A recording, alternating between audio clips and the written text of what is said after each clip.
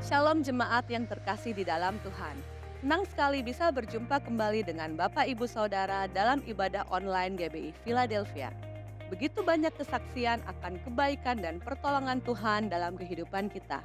Karena itu tetap percaya bahwa Tuhan mendengar seruan doa umatnya.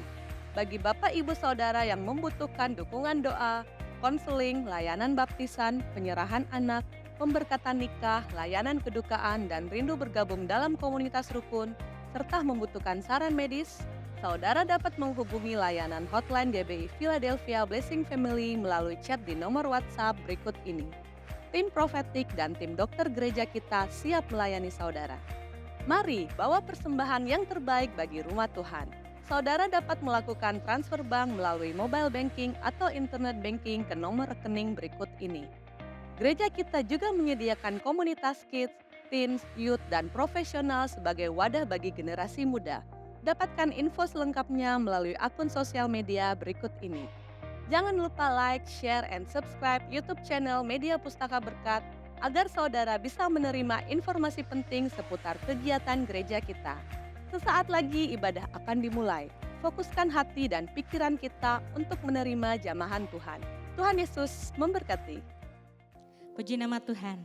Shalom Bapak Ibu Saudara. Shalom. Senang berjumpa kembali dengan Bapak Ibu Saudara sekalian.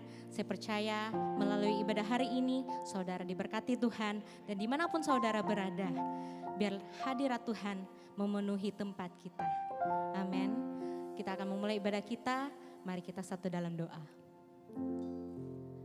Terima kasih Tuhan buat kasih setiamu, buat kebaikanmu dalam hidup kami Bapa, buat penyertaan-Mu Yesus. Terima kasih Tuhan, terima kasih Roh Kudus. Sebab itu Tuhan kami mau memuji-Mu, kami mau menyembah-Mu. Terima kasih Bapa. Di dalam nama-Mu kami berdoa, amin.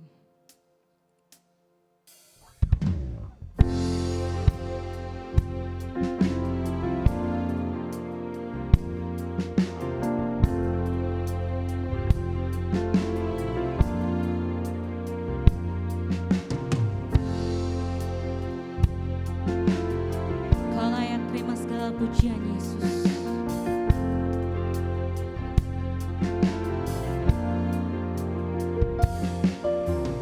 Kau pencipta hidupku, pemelihara jiwaku. Kau layak terima segala pujian. Ku naikkan syukur.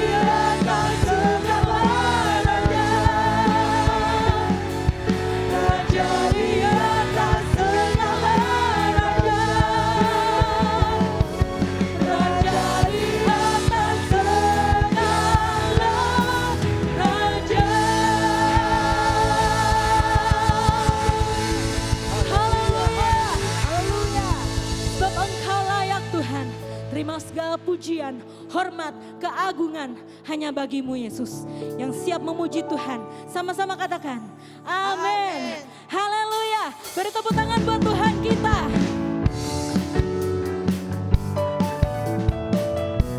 Mari datang ke bait-Nya dengan hati yang bersyukur, saudara. Haleluya.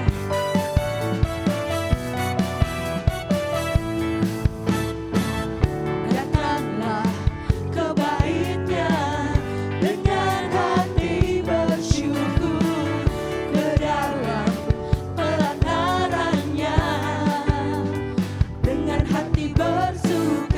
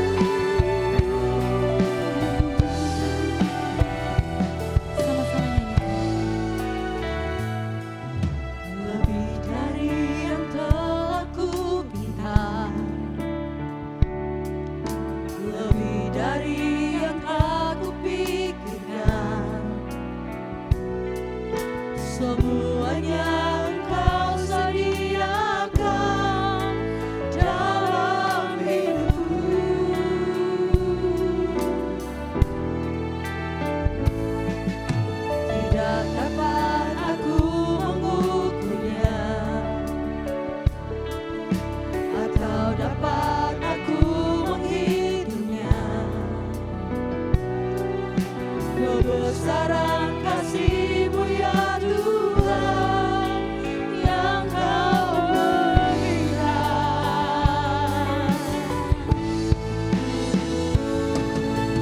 Ku bersyukur padamu, Kau Tuhan yang mengasihiku. Kaulah jaminan hidupku, hati-Mu ada bagiku. Ku bersyukur padamu, Kau Tuhan yang mengasihiku. Kau jadikan hidup ini lebih indah dan lebih berharga. Mari sama-sama nyanyikan. Lebih dari yang telah kuberikan, lebih dari yang tak kupikirkan, semuanya Engkau sediakan dalam hidupku. Tidak dapat kami mengukurkan, Tidak dapat aku mengukurnya, atau dapat aku menghitungnya. Kebesaran kasih-Mu ya Tuhan, yang Kau berikan. Ku bersyukur padamu, Kau Tuhan yang mengasihiku. Kaulah jaminan hidupku, hati-Mu ada bagiku. Kami bersyukur padamu, Kau Tuhan yang mengasihiku. Kau jadikan hidup ini lebih indah dan lebih berharga.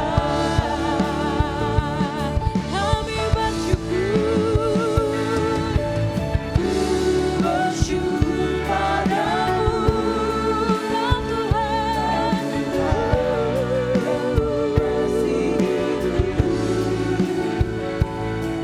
Kaulah jaminan hidupku, hati-Mu ada bagiku. Ku bersyukur padamu, Kau Tuhan yang mengasihiku. Kau jadikan hidup ini lebih indah dan lebih berharga. Kau jadikan hidup ini lebih indah dan lebih berharga. Kau jadikan hidup ini lebih indah dan lebih berharga.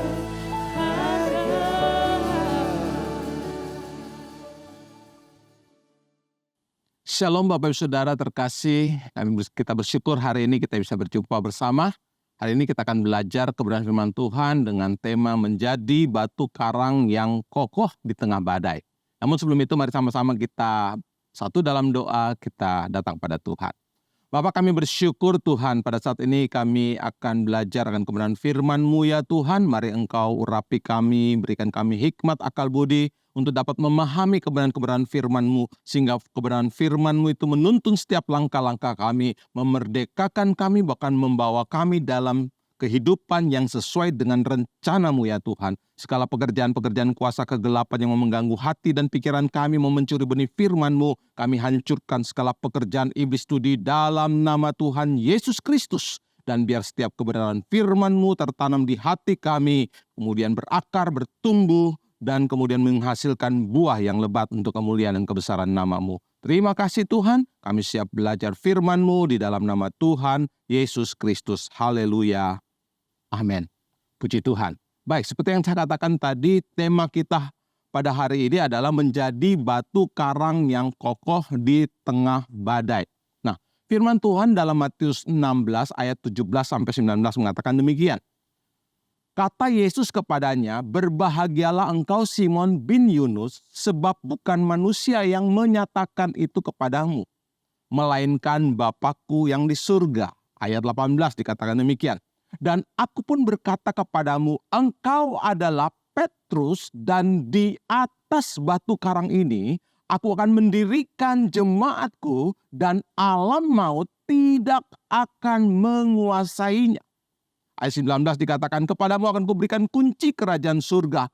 Apa yang kau ikat di dunia ini akan terikat di surga, dan apa yang kau lepaskan di dunia ini akan terlepas di surga." Nah, ini adalah perkataan Yesus setelah mendengarkan pengakuan daripada Petrus yang menjawab pertanyaan Yesus tentang siapa dirinya. Di ayat 16 dalam Matius 16 ini dikatakan, maka jawab Petrus, "Engkau adalah Mesias, anak Allah yang hidup." Sebabnya dalam Matius 16 ayat 17 dikatakan, kata Yesus kepadanya, "Berbahagialah engkau Simon bin Yunus, sebab bukan manusia yang menyatakan itu kepadamu, melainkan Bapakku yang di surga." Pernyataan Petrus ini berasal dari iman percayanya kepada Yesus Kristus. Sehingga Yesus berkata, berbahagia. Orang yang memiliki iman percaya kepada Tuhan Yesus Kristus akan merasakan bahagia. Kenapa? Karena iman percaya akan memberikan ketenangan dan keyakinan bagi setiap orang yang memiliki iman percaya tersebut. Sehingga sekalipun melewati badai hidup, dan hal ini akan memberikan kebahagiaan bagi orang yang memiliki iman percaya. Sekalipun dia melewati badai kehidupan. Hal ini memberikan gambaran bahwa orang yang memiliki iman percaya yang teguh dan sebagai batu karang yang teguh akan memberikan jaminan bagi setiap orang yang membangun di atas batu karang tersebut. Dan pastilah orang yang membangun di atas batu karang tersebut tidak akan goyah sekalipun mereka sedang melewati badai dalam kehidupan. Alkitab menuliskan dan memberikan gambaran dalam Matius 6 ayat 24 tentang dua macam dasar. Orang yang membangun di atas batu dan membangun rumah yang kokoh di atas batu tersebut itu tidak akan goyah. Sekalipun ada hujan, banjir, angin yang melanda, tidak akan hancur bangunan tersebut. Tetapi orang yang membangun di atas pasir akan mengalami kerugian, hancur bangunan yang dibangun di atas dasar pasir. Itu sebabnya di sini kita belajar bahwa kita harus membangun kehidupan kita di atas batu karang yang kokoh. Setiap kita yang hidup di dunia ini pasti akan melewati badai dalam kehidupan ini. Tetapi apakah saat badai kehidupan tersebut melanda, kita tetap kokoh, kuat, atau mengalami kehancuran dan kerugian? Tentunya setiap kita ingin dalam kehidupan kita, sekalipun ada angin, badai yang besar sekalipun dalam kehidupan kita, badai kehidupan yang menggoncangkan kehidupan kita, keluarga kita, pekerjaan kita, usaha kita. Tetapi kalau kita membangun di atas dasar yang kokoh dan kuat, maka angin badai sebesar apapun tidak akan menghancurkan kehidupan kita. Pertanyaannya, bagaimana agar dapat menjadi batu karang yang kokoh di tengah badai kehidupan? Dari firman Tuhan yang kita belajar tentang kisah Petrus ini, kita bisa melihat bahwa ada beberapa hal yang harus dimiliki bagi orang-orang yang mau kokoh dalam menghadapi badai kehidupan. Yang pertama adalah memiliki sikap pejuang. Dalam Matius 26 ayat 35, di situ dituliskan demikian. Kata Petrus kepadanya, sekalipun aku harus mati bersama-sama engkau, aku takkan menyangkal engkau. Semua murid yang lain pun berkata demikian juga.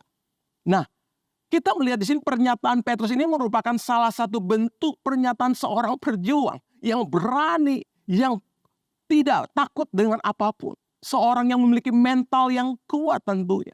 Kalau kita melihat lagi dalam Matius 16 yang kita pelajari hari ini, diperoleh bahwa kita melihat informasi yang kita dapat bahwa Petruslah yang pertama kali menyatakan tentang engkau adalah Mesias, anak Allah yang hidup. Hal ini menunjukkan bahwa Petrus selalu menjadi seorang yang pionir dalam memberikan jawaban-jawaban atau tindakan-tindakan iman percaya. Inilah mental seorang pejuang yang siap menghadapi tantangan apapun. Walaupun Petrus memang pernah gagal ya. Dalam menunjukkan integritasnya, Petrus memang pernah mengalami kegagalan. Tetapi kita melihat di sini bahwa Petrus memiliki satu sikap seorang pejuang. Bahkan kalau kita baca dalam Matius 26 ayat 33, di situ kita melihat bahwa Petrus menjawab bahwa sekalipun semua orang imannya tergoncang, dia sekalipun tidak tergoncang. Ayat 34 dari Matius 26 katakan, Yesus berkata kepadanya, aku berkata kepadamu, sesungguhnya malam ini sebelum ayam berkokok, engkau telah menyangkal aku 3 kali. Kelihatannya memang Petrus seperti seorang yang sok jagoan memang ya. Tetapi kita melihat di sini bahwa ada satu pernyataan sikap seorang pejuang yang dimiliki oleh Petrus. Memang kenyataannya Petrus sempat menyangkal. Tetapi kita melihat di sini bahwa Petrus tetap memiliki sikap yang luar biasa. Hal yang lain mungkin kalau kita belajar dalam Yohanes 18 ayat 10 ya sampai ayat 11, di situ dikatakan demikian. Lalu Simon Petrus membawa pedang, menghunuskan pedang itu, menetakkannya kepada hamba imam besar dan memutuskan telinga kanannya. Nama hamba itu Malkus ya. Kemudian ayat yang ke-11 dikatakan, kata Yesus kepada Petrus, sarungkanlah pedangmu itu, bukankah aku harus minum cawan yang diberikan Bapa kepadaku? Nah, dalam hal ini pun juga kita melihat bahwa Petrus ditegur oleh Yesus. Di sini kita melihat bahwa Yesus sedang menunjukkan tentang kekurangan daripada Petrus sebagai pengikut Yesus. Tetapi kita melihat hal ini bahwa sekalipun Petrus memiliki kekurangan, memiliki kegagalan, namun sebagai pejuang iman, dia tidak menyerah. Nah, ini harus digarisbawahi. Bahwa Petrus sebagai pejuang iman tidak menyerah. Hal ini dibuktikan di akhir hidup dari Petrus. Dia menjadi seorang martir yang mempertahankan imannya kepada Yesus Kristus. Dia siap mati karena dia percaya kepada Yesus Kristus sebagai Tuhan dan Juru Selamat. Kegagalan dan kekurangan kita hari ini tidak menentukan keberhasilan kita di akhir hidup kita. Namun yang menentukan keberhasilan kita di akhir hidup kita adalah bagaimana kita mau bangkit dan terus berusaha memperbaiki kekurangan di saat mengalami kegagalan dalam kehidupan ini. Itu yang penting. Bukan seberapa banyak kita jatuh, tapi seberapa banyak kita bangkit dalam setiap kejatuhan kita dan mempertahankan kehidupan iman kita sampai garis akhir. Mental seorang pejuang tidak dilihat dari seberapa kali ia gagal atau jatuh, tetapi bagaimana kita bangkit dan berusaha kembali memperbaikinya di saat mengalami kegagalan. Ini penting dalam kehidupan kita sebagai orang Kristen. Sebagai seorang pejuang iman, kita harus bangkit dari setiap kegagalan kita, memperbaiki kehidupan kita dari setiap kegagalan kita. Charles Stanley mengatakan demikian, kadang-kadang kita harus mengalami kegagalan dalam kehidupan ini untuk menyadari ketergantungan kita sepenuhnya kepada Tuhan. Memang kadang dalam kehidupan kita, dalam menghadapi badai kehidupan, seringkali kita bisa mengalami kegagalan. Tetapi kita tidak boleh tinggal dalam kegagalan. Kita harus bangkit, dan hal ini menunjukkan bahwa kita adalah seorang pejuang yang tetap berusaha mempertahankan iman kita kepada Yesus Kristus Tuhan. Bagian yang kedua, kita belajar bagaimana menjadi batu karang yang kokoh. Yang kedua adalah melibatkan Allah. Kita harus melibatkan Tuhan dalam kehidupan kita. Kalau kita belajar dari Matius 14 ayat 28 dikatakan demikian. Lalu Petrus berseru dan menjawab dia, Tuhan, apabila engkau itu suruhlah aku datang kepadamu, berjalan di atas air. Ayat 29 dan 30 dikatakan demikian. Kata Yesus, datanglah. Maka Petrus turun dari perahu dan berjalan di atas air mendapatkan Yesus. Tetapi ketika dirasanya tiupan angin, takutlah ia dan mulai tenggelam, lalu berteriak, Tuhan, tolong aku. Nah, di sini kita melihat bagaimana pada saat Yesus berjalan di atas air dan bertemu dengan murid-muridnya di tengah badai. Petrus melihat Yesus dan Petrus mengatakan bahwa Yesus, jika itu engkau suruh aku berjalan di atas air. Dan Yesus katakan, mari datanglah. Dan Yesus melihat bahwa iman percaya daripada Petrus menggerakkan dia untuk jalan di atas air. Karena dia percaya bahwa Yesus beserta dengan dia. Walaupun di tengah perjalanannya dia merasakan angin, badai, dan dia mulai khawatir. Dan dia sempat hampir tenggelam. Dan dia berteriak, Tuhan, tolong aku. Dalam setiap kehidupan kita, memang kita akan melewati masa-masa yang sulit. Kadang kita sepertinya gagal. Tapi pada saat kita mengandalkan Tuhan, melibatkan Tuhan dalam kehidupan kita, dan kita berseru, Tuhan, tolong aku. Maka Tuhan akan menolong kehidupan kita. Badai sebesar apapun, jika kita berjalan bersama dengan Tuhan, maka kita akan mampu melampaui atau melewati setiap persoalan, setiap badai tersebut dengan damai. Markus 4 ayat 37 dikatakan demikian. Lalu mengamuklah taufan yang sangat dahsyat dan ombak menyembur masuk ke dalam perahu sehingga perahu itu mulai penuh dengan air. Ayat 38 dan 39 dikatakan, pada waktu itu Yesus sedang tidur di buritan di sebuah tilam, maka murid-muridnya membangunkan dia dan berkata kepadanya, Guru, engkau tidak peduli kalau kita binasa. Dan di situ kita melihat Yesus pun bangun, kemudian menghardik angin itu dan berkata kepada danau itu, diam, tenanglah. Lalu angin itu reda dan danau itu menjadi teduh sekali.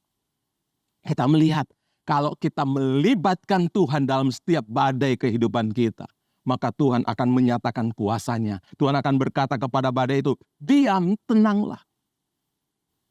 Maka ada ketenangan terjadi. Mungkin badai dalam kehidupan kita, badai yang ada di sekitar kita tetap ada. Tetapi damai sejahtera dalam kehidupan kita akan rasakan. Sehingga kita tidak khawatir, kita tidak takut dengan persoalan, kita tidak takut dengan badai tersebut. Karena Tuhan yang akan menolong kita meluruskan setiap jalan-jalan kita. Seperti Amsal 3 ayat 6 katakan, akuilah dia di dalam segala lakumu, maka ia akan meluruskan jalanmu. Tuhan akan meluruskan setiap jalan-jalan kita. Sekalipun kita sedang melewati jalan-jalan yang sulit, tapi dia akan membuat kita berhasil karena kita mau menyertai Tuhan. Memang kadang-kadang dalam kehidupan kita melewati badai, kita seringkali mengalami kekhawatiran. Tetapi Tuhan mau kita harus melibatkan Tuhan dalam setiap persoalan kita. Judah Smith mengatakan, kekhawatiran adalah bukti bahwa saya belum melibatkan Tuhan. Jika kita masih khawatir dalam kehidupan ini, mari kita melibatkan Tuhan sehingga kita tidak khawatir dengan segala persoalan kehidupan kita. Orang yang mengandalkan Tuhan, orang yang menyertakan Tuhan dalam kehidupannya, sekalipun melewati badai kehidupan, dia tidak akan khawatir. Jika kita masih khawatir pada masa atau pada saat kita melewati badai kehidupan, maka hal itu menunjukkan ketidakpercayaan kita kepada Tuhan. Dan kita seringkali hanya mengandalkan kekuatan kita sendiri, kemampuan kita sendiri. Padahal Tuhan mau menolong kita. Jangan khawatir pada saat kita melewati badai kehidupan. Matius 6 ayat 27 katakan, siapakah di antara kamu yang karena kekhawatirannya dapat menambahkan sehasta saja pada jalan hidupnya. Dalam bahasa Indonesia sehari-hari dikatakan, siapakah dari kalian yang dengan kekhawatirannya dapat memperpanjang umurnya? Biarpun sedikit. Kekhawatiran tidak akan memperpanjang hidup kita. Kekhawatiran malah akan melemahkan kita. Kata kekhawatiran dalam Matius 6 ini kita melihat bahwa merimnao, ya, kata Yunani, bahasa Yunani dari kekhawatiran ini artinya kekhawatiran yang berlebihan. Seringkali kita khawatir berlebihan. Sehingga dalam kehidupan kita, karena kita khawatir berlebihan, kita sulit tidur, sulit makan, rasanya makan tidak enak. Bahkan dalam bekerja nggak bisa fokus karena kekhawatiran terus mengganggu hidup kita. Bahkan tidak tenang dalam menjalani kehidupan ini karena kekhawatiran. Dampak kekhawatiran-kekhawatiran lainnya membuat kita tidak bisa hidup dengan baik. Karena dengan adanya kekhawatiran yang berlebihan, maka kita tidak bisa melihat bagaimana kuasa Tuhan dinyatakan. Tapi bukan berarti kita tidak boleh khawatir. Kita bisa khawatir, tetapi kita tidak boleh khawatir berlebihan. Karena kalau khawatir berlebihan, kita sulit melakukan segala sesuatu, bahkan kita sulit mempercayai Tuhan. Itu sebabnya kita belajar hari ini. Kita jangan khawatir berlebihan, karena Tuhan ada di tengah-tengah badai kehidupan kita. Asal kita mau percaya Dia, melibatkan Tuhan dalam setiap kehidupan kita, kita akan melihat bagaimana Tuhan akan menolong kehidupan kita, melewati setiap badai kehidupan kita. Jangan khawatir. Nah, kalau kita khawatir, artinya kita tidak percaya akan kuasa Tuhan. Kita bisa percaya pada saat ini. Setiap kita yang percaya, orang-orang yang tetap setia mengasihi Tuhan, kita menjadi orang-orang yang siap menghadapi badai kehidupan dan tidak khawatir dengan persoalan apapun.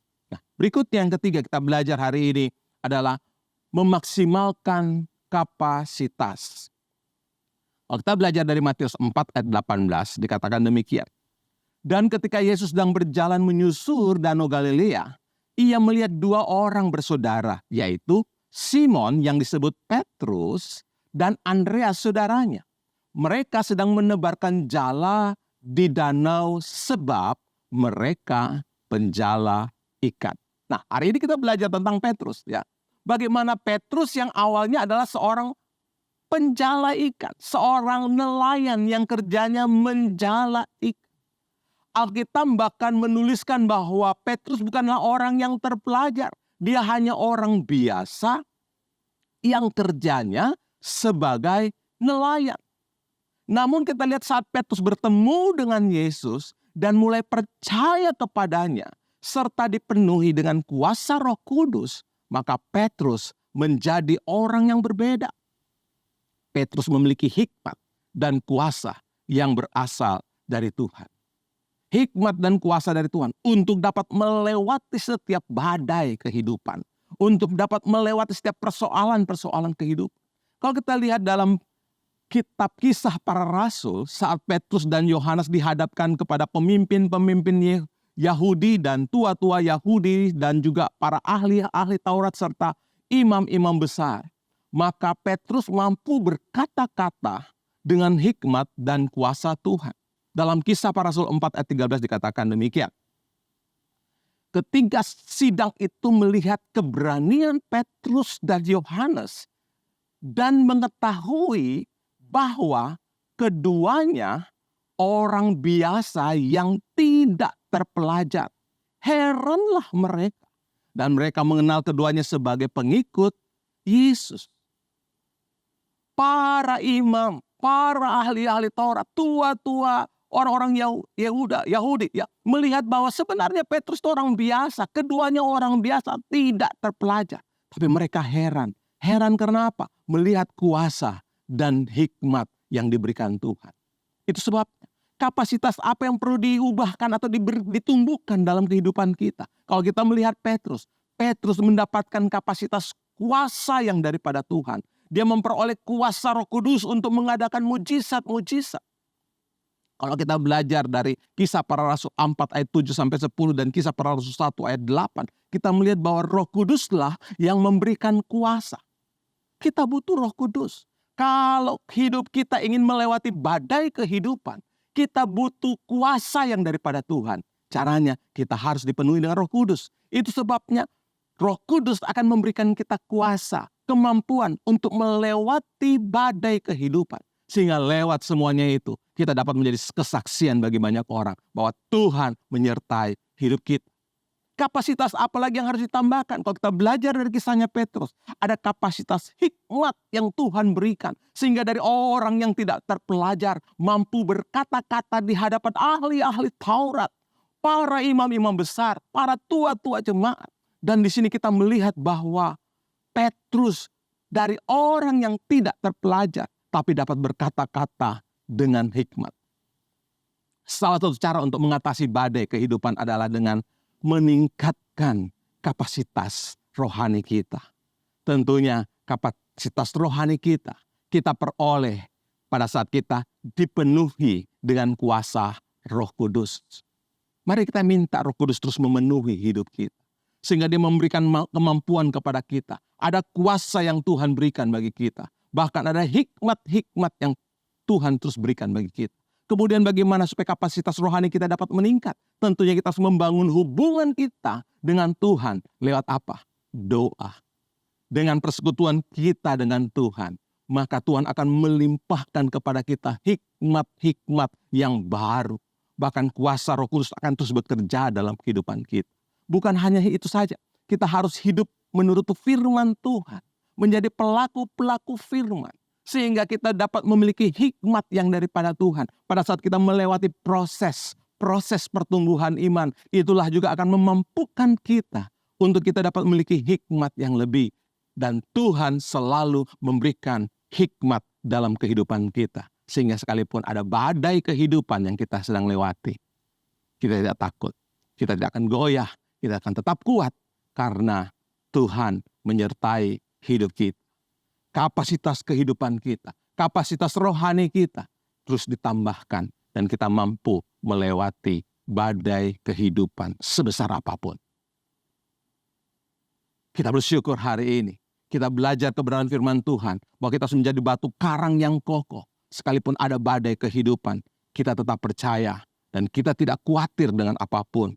Kita terus menambahkan kemampuan kita. Itu sebabnya dari materi yang kita belajar hari ini, bagaimana agar dapat menjadi batu karang yang kokoh di tengah badai kehidupan. Kita belajar ada 3 hal. Yang pertama adalah memiliki sikap pejuang. Yang tidak pernah menyerah. Sekalipun ada badai kehidupan, sekalipun pernah gagal, tidak menyerah. Terus bangkit, terus memperbaiki hidup. Dan yang kedua, kita terus melibatkan Tuhan dalam kehidupan kita. Karena tanpa Tuhan, kita tidak dapat berbuat apa-apa. Tanpa Tuhan, kita bukan siapa-siapa. Mari kita mengandalkan Tuhan, libatkan Tuhan dalam kehidupan kita. Sehingga kita akan melihat kapasitas yang lebih yang Tuhan tambahkan bagi kita. Dan kita dapat memaksimalkan kapasitas kita. Bukan hanya kapasitas secara tubuh jasmani, tetapi kapasitas kerohanian kita bertambah. Ada kuasa Roh Kudus yang bekerja dalam kehidupan kita. Bahkan ada hikmat-hikmat yang Tuhan berikan untuk kita mampu melewati masa-masa yang sulit dalam setiap badai kehidupan kita. Percayalah, Tuhan tidak akan membiarkan hidup kita. Kalau kita menjadi batu karang yang kokoh, badai apapun yang kita lewati tidak akan menenggelamkan kita, tidak akan menghancurkan kita. Tapi kita makin kokoh di dalam Tuhan. Sampai Tuhan datang, sampai akhir hidup kita tetap kuat karena Tuhan bersama dengan kita. Puji Tuhan. Kiranya firman Tuhan yang kita belajar hari ini boleh menguatkan kita, boleh menuntun hidup kita, sehingga kita boleh berjalan sesuai dengan rencana Tuhan, sekalipun ada badai kehidupan dalam kehidupan kita. Saya tidak tahu badai apa yang ada dalam kehidupan kita saat ini, tapi badai apapun yang kita sedang lewati saat ini, percayalah, Tuhan tidak akan membiarkan kita. Puji Tuhan, mari kita satu dalam doa. Bapa, kami bersyukur untuk kebenaran firman-Mu ya Tuhan. Kami percaya Tuhan, kami tidak akan ditinggalkan sendiri. Kami tetap kuat dan kokoh di dalam Engkau. Sekalipun kami sedang melewati badai kehidupan yang mungkin bagi kami itu sangat berat. Tapi kami percaya kami seorang yang Tuhan menyertai kami seorang pejuang yang selalu dapat melewati setiap proses kehidupan. Karena kami tahu Engkau selalu ada dalam kehidupan kami. Karena dimanapun kami berada, apapun yang kami lakukan, kami selalu melibatkan Engkau. Dan bersama dengan Engkau Tuhan, kami mampu melewati badai apapun dalam kehidupan kami. Bahkan kami tahu Tuhan, sekalipun kami melewati badai yang berat, badai yang sulit Tuhan, tapi kami tahu Engkau terus akan menambahkan kapasitas kami untuk dapat melewati setiap badai kehidupan. Sehingga pada satu saat kali Tuhan, kami sampai di penghujung akhir hidup kami sampai di akhir daripada hidup kami ya Tuhan, kami tetap kokoh, tetap kuat di dalam Engkau. Dan ini menjadi satu kesaksian bahwa Engkaulah Tuhan yang selalu menyertai hidup kami semua. Tuhan, hamba berdoa bagi umat-Mu ya Tuhan. Biar Tuhan apapun yang sedang mereka alami, mungkin badai yang berat yang mereka sedang alami saat ini dalam bentuk keadaan fisik yang melemah, sakit penyakit. Mungkin badai itu sedang melanda rumah tangga dari umat-Mu. Mungkin badai itu sedang melanda dalam setiap pekerjaan atau pribadi dari setiap umat-Mu. Tapi kami percaya Tuhan, dan kami tidak ragu Tuhan, bahwa Engkau beserta dengan kami. Kami dapat melewati badai apapun. Dan kami boleh Tuhan menggenapi rencana-Mu Tuhan. Menjadi umat-umat yang tetap kuat, kokoh sekalipun melewati badai. Sampai akhir hidup kami. Dan Engkau dapati kami menjadi umat yang tetap setia mengasihi Engkau dan melayani. Berkati umat-Mu ya Tuhan, jamalah umat-Mu, dan kami akan melihat kuasa mujizat-Mu Tuhan terjadi dalam kehidupan kami. Terima kasih Tuhan, kami bersyukur Tuhan untuk semuanya Tuhan. Dan biar segala pujian, hormat, kemuliaan hanya bagi Engkau. Di dalam nama Tuhan Yesus Kristus. Haleluya. Amin. Terima kasih, Tuhan Yesus memberkati. Jemaat yang dikasih oleh Tuhan dan setiap saudara, mari saya ajak kita bersama-sama nyanyikan pujian. Ku nyanyi Hosana bagi Rajaku yang duduk di tahta. Ku nyanyi Hosana bagi Rajaku yang duduk di tahta. Aku muliakan dan ku agungkan, Kau layak disembah. Ku nyanyi Hosana bagi Rajaku yang duduk di tahta. Aku muliakan dan ku agungkan, Kau layak disembah. Sekali lagi katakan, ku nyanyi Hosana bagi Rajaku yang duduk di tahta. Aku muliakan dan ku agungkan, Kau layak disembah. Kau layak disembah. Kau layak disembah.